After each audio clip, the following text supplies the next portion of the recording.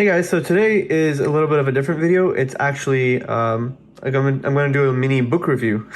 So I have been an avid reader ever since I was a little kid. This kind of changed in high school once I got a laptop and once I got distracted by the internet in general. But I've been trying to read more and more again through the years and slowly trying to build my reading habit back up to where it was when I was in middle school. So there are a lot of books over the years that I've read that have really impacted me, and one of the books that I feel like has the most useful and practical information, especially for someone looking to enter the world of tech or startups or just entrepreneurship in general, is 0 to 1 by Peter Thiel. So just a little background for those of you who might not know, Peter Thiel is a famous venture capitalist and startup founder. Among many other things, he was one of the co-founders of PayPal, along with Elon Musk and a few others. He was also the first outside investor in Facebook.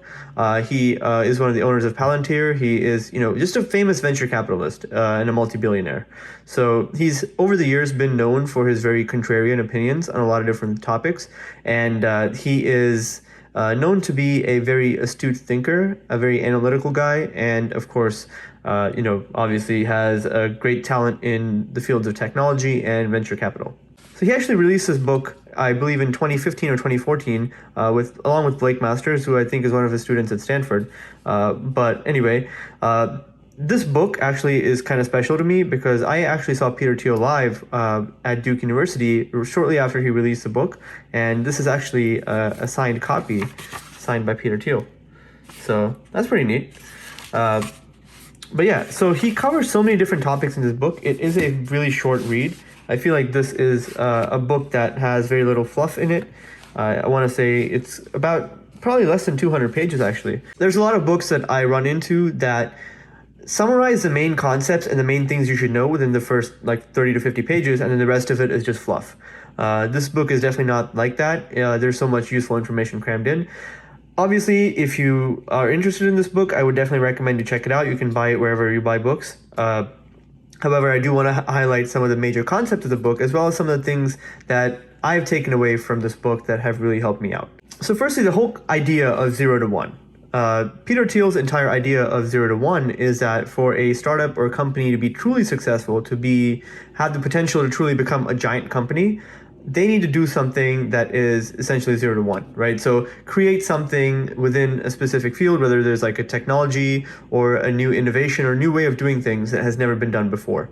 His opinion is that you're not going to become a huge company from a startup if you are trying to build a sort of commodity business and just kind of replicating what's already out in the market. For example, starting a restaurant or a pizza restaurant is a pretty hard way to make money because there's already a million pizza restaurants out there.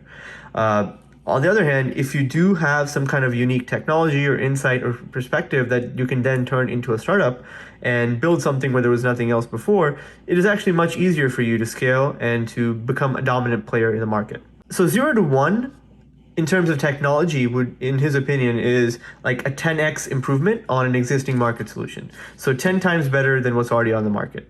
Another thing that Peter Thiel mentions in this book, which is kind of controversial on his part, but it's just in line with his kind of contrarian worldview, is that monopolies are good. His opinion is that a lot of these big tech companies are monopolies, like Google, for example, and they simply try to mask this by trying to branch off into different fields. But the reality is, no matter what kind of other ventures Google tries to go into, their main core search business that's giving them the most money is a monopoly, essentially, right? Sure, there's other search engines, but for all practical reasons, Google is a monopoly when it comes to search. And going off of this, Peter actually argues that for any new startup or business, you should try to become a monopoly. Becoming a monopoly is the goal, because in his opinion, if you're a monopoly in the market, that means you have a technology that is so much better than the rest of the competition that's why you have that much of market share, which I can definitely see where he's coming from. Like, for example, he brings up Google a lot, which, obviously Google has their search algorithm, and which is so much better than any other search algorithm or search solution on the market because they've refined it for so many years that all the other search engines out there are objectively inferior. So Peter's idea of how you would become a startup that would then work its way into hopefully a monopoly status eventually is by going through a few different steps. He kind of goes through this process also explaining what they did with PayPal in his experience to try and get them to where they were the largest online payment processor in the world. So step number one, seek a hyper niche market. In his case with PayPal, he mentions that they started off finding the group of people, a very niche market, who would benefit so much from their product that they would become raving fans. So in their case, these were sellers on eBay who were some of the top sellers and had to move so many different products that, back in those days, they apparently had to do a lot of things involving physically mailing out checks. And just the way that they collected payment was so clunky, and it really was a huge hassle for them to collect these payments from customers. As a result, PayPal stepped in, and with the whole digital payment processing, just made things so much easier that then that small group of people that they started out with, that core, really loved it. And then from there, you expand. So PayPal, obviously, once they established this hyper niche market of power users, they then expanded out from that and obviously try to target the larger market, especially in the world of e-commerce with things like eBay, and obviously expansion and scaling, and slowly expand outwards from that group of core fans to a more general, wider audience. And he also mentions not to disrupt current giants. So in their case, they didn't try to actively antagonize any other competitors on the market. They didn't really try to talk trash about anyone else. Instead, they kind of let the technology do the talking. And the fact that they did not antagonize any of the other big players in the market ended up helping them out because they were able to scale faster without interruption from any of those other companies, and also set them up to where they ended up being able to sell PayPal for a huge sum of money. Another thing Peter mentions is the whole concept of the last mover advantage. So the last mover advantage is that when it comes to specific implementations of certain technologies or certain fields, it is sometimes best to not be the first one to actually enter that field. Rather, it's sometimes better to sit back and then wait for other competitors or entities in that space to kind of do their own thing, and then learn from that, and then come in with your new technology that then disrupts everything, because now you have this whole understanding of what that ecosystem and that market is like. For example, Facebook was not the first social media network. Google was not the first search engine.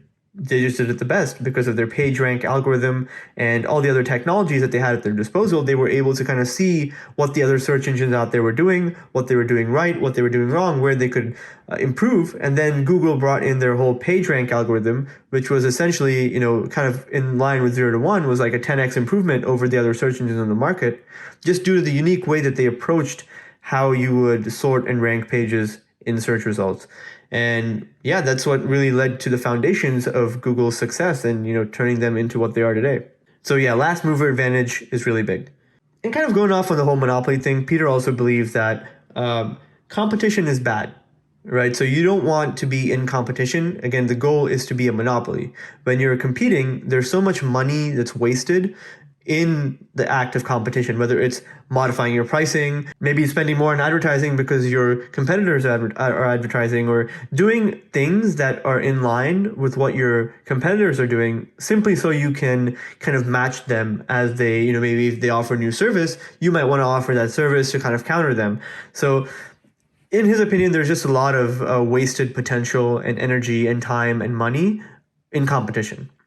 So the idea is, try to become a monopoly, try to avoid competition, because competition's bad. Lastly, another cool thing he talks about is the whole importance of secrets and what happens when companies forget about the importance of secrets. He talks about HP specifically, how they went from kind of being this pioneer because of all this technology, this proprietary technology they developed, to slowly watering down and commoditizing their business, essentially to the point where they weren't doing so hot, and they kind of are not really the industry leader that they used to be.